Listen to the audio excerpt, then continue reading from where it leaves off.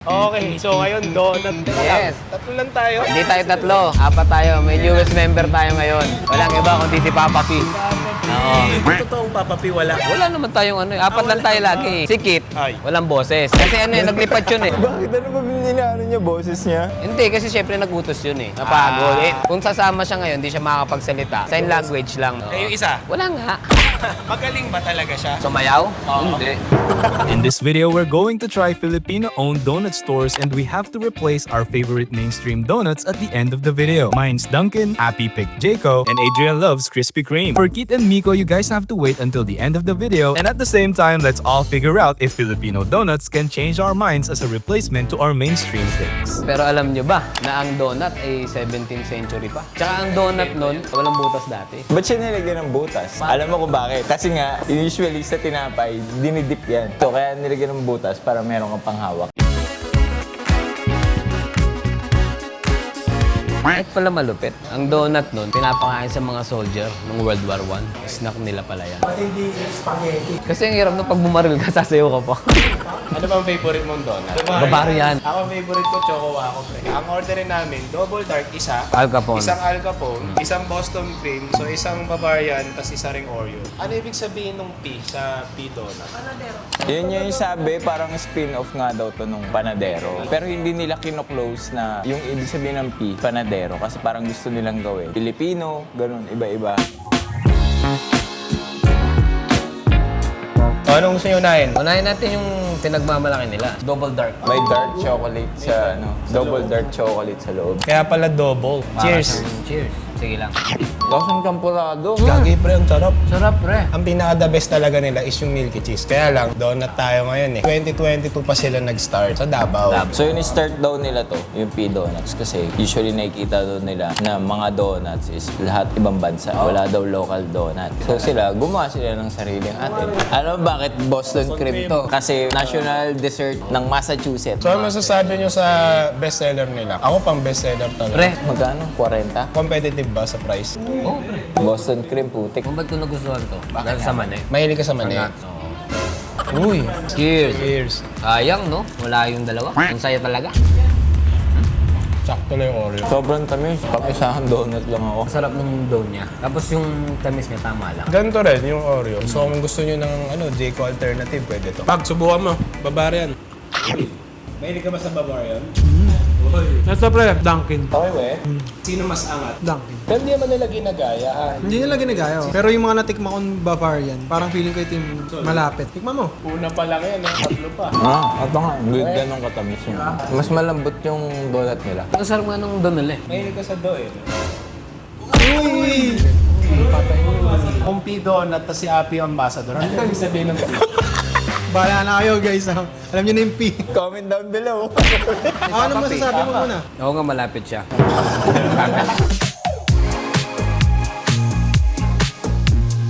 Ano bang bestseller nyo? Oreo cream, coffee almonds, and like nothing else. Lakas nila pre, dahil bumibili.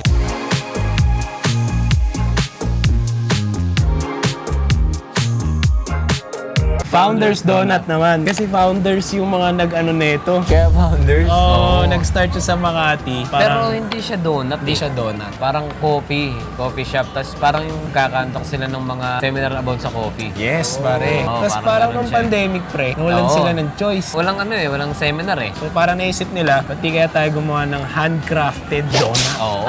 Yung cafe nila, 2019. Yun, matagal na, Nung nag-start sila, pandemic, 2022. Tapos ang may-ari guys, si RP Argonza and Christopher Estacion. Dami na ring branch nito. Tsaka ngayon, atin. So before nito, dapat mag-go nuts donuts kami. Kaso sarado na. Kasi pre, sabi, ano yan, nag-originate yan, 2003. Napakalakas nila noon. Alam mo Atin. magkano benta nila per day? 20,000 donuts per day. Then umabot na sa point na sa sobrang lakas nila, pinadi-DHL nila yung mga donuts sa ibang bansa. Tikman natin. Natin Nutella. Yung Nutella, antik. Kung mahilig kayo sa Nutella, okay to. Alam ko, pre, ang pinagmamalaki nila dito, yung kind ng bread na gamit nila. Brioche ang tawag. Parang overflowing na butter. Ito muna tayong kape. Cheers! Ito gusto ko to. Hindi ang kaumay to. Hindi siya kapeng-kape, parang siyang XO. Sarap to. Goods to, goods to, goods to sa akin. O, tingnan natin ngayon to. Ang sarap, oh. Dali, oh. Cheers, cheers, cheers. Masarap siya. Medyo sobrang tamis lang ng kalo pagkakain mo. Hindi, palo talaga. Ang sarap talaga. Ito yon, ito yung isa sa mga ano nila, matamis. Pero, may enjoy mo eh. Ate, pwede pong i-ask kung ano yung sa ibabaw ng Philadelphia. Caramel crumble. Tsaka ito kakaiba to. Sarap. Philadelphia. Masarap. Pero ako sa coffee ako. So, P, bago kita paalisin. Kasi sa susunod na makikita tayo nitong mga to, si Miko na yung ano, tsaka si Kit. Walang kwenta ba yon? Hindi naman sa walang kwenta, pero walang dating. Guys, day 1 i-compare nyo sa day 2 kung anong mas trip nyong lineup. Tingin ko nga mabubuhat pa ni Kit eh. Tsaka pagka si Kit yung inano mo, tinatrabaho niya talaga eh. Tama, ni-research niya. Yung isa, Ewan ko. dalawa lang ang natikman mong Filipino-owned store ngayon. So, isa lang ang pwede doon, pre. Sorry dito man tayo sa Founders, pero Doon ka sa P. Donuts ko. Papapi ka, pare. Kung gusto nyo malaman kung ano yung sa amin ni Adrian, itapusin nyo kasi may next pa eh. Ano? Anong oras call time, Kit? 1 p.m. Anong oras na? Around 25. Ay, nag-ano pa, nagtatampisaw pa talaga. Sorry guys. Okay, pangalawang araw. Hoy! Hoy, ba't may hawak ka hawak nito? mo na. Saan Hawak kayo na. galing? Ba't hindi nyo sinamahan si Api nung nakaraan? Ang laki ng katumbas ni Happy no dalawa. May favorite donuts kami. Ako, Dunkin, ikaw, Krispy Kreme. Ano ang mainstream donut na favorite mo? Ako, Choco Butter na. Hindi, brand! Bawal. Ang pasalubong ng bayan, Mr. Donut. Dunkin Donuts yun. Ay, sorry. Ano ba? Dunkin kasi Down yung ka tsaka talaga. Krispy Kreme eh. O ikaw? Ako una, Mr. Donut yung una ko. Yung pahaba. Twisters pa rin. O, so ngayon meron tayong Zakers. Ang story lang niya basically, nag-start siya nung pandemic. Kumita, milyon, tas nalugi, tas bumalik. Binigay nila sa atin yung 3 bestseller nila. Al Capone. Bisco. Queso. Ito. Bigyan ko kayo ng konti. Bigyan kita isa lang. Bakit Zakers yan? Galing rin yan sa pangalan nung anak niya, si Shasha. Kaya Zakers. Ito ang interesting part. Yung curse, saan kaya nakuha yan? Curse one. Cursive. Sa asawa niya? Hindi, sa Lakers. Kasi pag nakakashoot daw yung Lakers, pumapalakpak yung anak niya. Oh, sweet naman. So, tikman na natin. So yung Zakers daw kilala sa Field Donut. Mags, nasa magkano isa? 35, ganun. Creamy, hindi ko nakalagay sa Anong kinain? Teka lang, antayin nyo kami.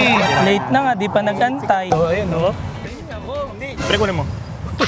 Mangarap. Sarap. Para sa Bavarian, pero i-tone down nyo pa yung tamis. Balance lang. Recommend ko to. Supportahan nyo kasi maliit na negosyo lang sila. O next, Bisco. Sarap. Mukhang ganun din yung loob niya, tas may Bisco. The perfect The bite. perfect bite. Tingnan mo. Grabe, ang galing. Concentrated pare. Pero pre, masarap. No exaggeration. Masarap guys. Parang ito pa lang yung 2 out of 3 walang sabit. Tsaka yung pagkakalukot nung pagkinain mo siya, parang siyang clay. Tsaka makapal yung parang yung dough nila. Compared sa mga Krispy Kreme. Filled talaga. Pero feel ko makaka-ano lang tayo dito. Isang donut per tao. Medyo nakakaumay din siya. Ito, benge, keso. One, Cheers!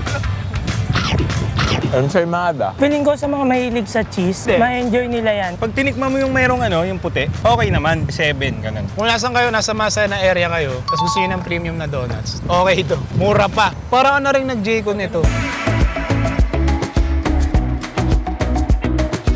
Ano po yung mga bestseller nyo dito? Cheese, Oreo chocolate po, dirty chocolate, white chocolate, saka strawberry. 385, a box of 6. Na-surprise ako, pre. Nag-chat yung kapatid ni Miko. Sabi, someone sent this. Ito, reply ko. Salamat. Naiyak ako. Yung humble siomay namin kasama sa na-compare. Thank you so much for giving this as my 65th birthday. Aray ko, may-ari ng siomay house. Pwede naman tayong ambassador. Mura lang naman tayo. Pakitaan natin ang nga. Oh, standy ka. Paano post mo, standy? Hindi tayo kukunin yan eh. Pakita mo nga kita. Tama lang. Si Api, paano pre? Pag si Api nag-post. Pungay yun ang pungay. And anyway, so salamat po sa may-ari ng Siomay House. Maraming salamat po O ngayon, donut naman. Dito tayo sa Chelos Donut. Around Katipunan to, tapat na Ateneo. Nag-start to 2004. Tapos, atinista yung may-ari, si Ma'am Michelle. Nag-OJT daw siya, di niya nagustuhan yung 8 to 5. Ang ginawa niya, kinausap niya yung parents niya, mag-business na lang daw siya. Story kasi yan ng nagmamahalang couple. Pre, isipin mo yung mga nagtutulungang couple. may nagbubunga talagang maganda. Tinutulugan niya na yung mga ganyang story. Mas boring kasi yung mga ganyan story yung sa about sa couple. Ayoko ng ganyan. Ano ba ang mga hindi boring na story? Gusto ko yung toxican. Si Ma'am Cielo, mahilig mag-bake ng donut. Tapos, yung mga donut na inumpisahan i-bake ni Ma'am Cielo, recipe talaga yun ng lola niya. Correct me if I'm wrong, ha? Sige. Wrong! Minsan nagka-branches na sila. And ito, nandito tayo ngayon sa main branch. Yung in-order nyo na lang, yun ang tikman nyo. Ito, tanongin ko lang si Kit saglit. Sino mas nakakatawa? Si Miko, si Guys, Aki? hindi naman kasi nagpapatawa eh. Eh di si Happy. Si Happy nakakatawa. Si Miko, hindi naman nagpapatawa yan. Uy, yung sarap po. Ayan, Boston Cream to dirty chocolate. Ito, cheese. Ito yung pinaka ano nila, bestseller nila. Pre, mas masarap dyan yung Boston Celtics. Close to sa Jayco na or Oreology. Hindi siya sa katamisan. Tikman nyo to. O yung Boston Cream mo, kumpara mo sa... Saan ka mo-order, Dunkin? Tamis. Mas masarap yung Boston ng P-Donuts. Ito naman, ma-cheese, tapos yung bread niya. Ito, ma-cheese. Yung bread niya, ma-bread. Ito yung nakakatawa. Kunwari, kumain ka ng ganyan. Lalasahan mo yung toppings. Ito, nalalasahan mo pa rin yung tinapay. Tapos, nagko-complement yung cheese. Parang bagay siya sa mga coffee. Masarap siya sa kape, lahat. So, parang in total, yung ano nila, balance lang yung lasa. Ewan ko yung iba, pero yung mga na-order namin, ganun. Ikaw, Migo, may alternate ka ba sa dalawang natikman mo today sa Dunkin' Donuts? So, ako butternut ako talaga eh. Kung bukas pre wala ng Dunkin' Donuts, tapos ang matitira na lang Chelos tsaka Zarxes ba yun? Habang inasal ako. Ikaw na nga lang kakausapin ko kayo. Sa akin, ito, yung cellos. Masarap eh, yung mga natikman ko.